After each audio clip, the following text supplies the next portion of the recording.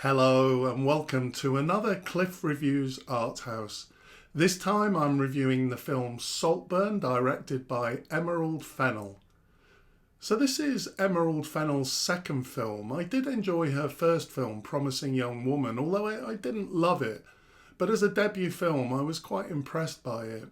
Saltburn is quite different to Promising Young Woman, which is to Fennell's credit, I think. I have the feeling that she's ready to try different things. It's a little over 2 hours and the time passes easily. It's very entertaining and engaging as a film. I really enjoyed it. However, by the end of Saltburn, I wasn't wholly satisfied. I had a little bit the feeling of, well, so what? I wasn't really sure whether the film was actually saying very much. The story revolves around Oliver Quick, played by Barry Keoghan.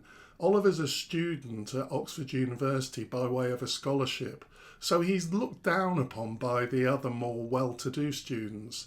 And this leads to some predictable storyline around snobbery and prejudice that Oliver faces. But it's all entertaining enough.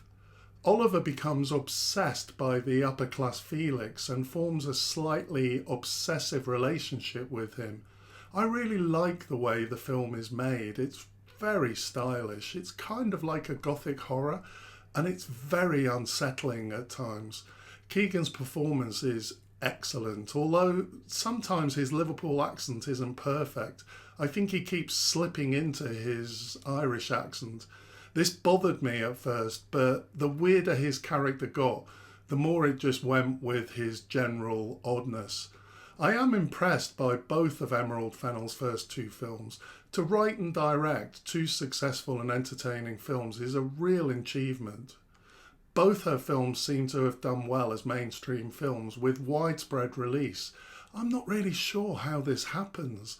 Perhaps it's because her films are entertaining before attempting to introduce any layers of deep meaning. The film does look at interesting issues related to class, privilege, dysfunctional families, identity, manipulation, superficiality of friendship, but it doesn't really go too deep into any of these themes. It's all a little bit obvious. I saw Saltburn the same day as I saw the new Joanna Hogg film, The Eternal Daughter. I've done a separate review on that.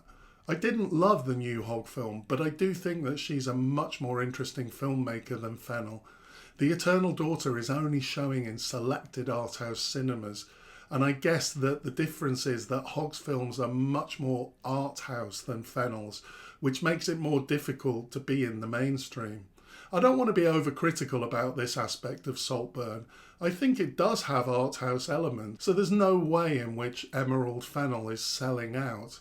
I can't blame a filmmaker that wants to make films that'll be successful in terms of having a wide release. But I really admire the courage of directors that keep the focus on making an artwork first. As well as Joanna Hogg, I'm also thinking of Celine Sciamma.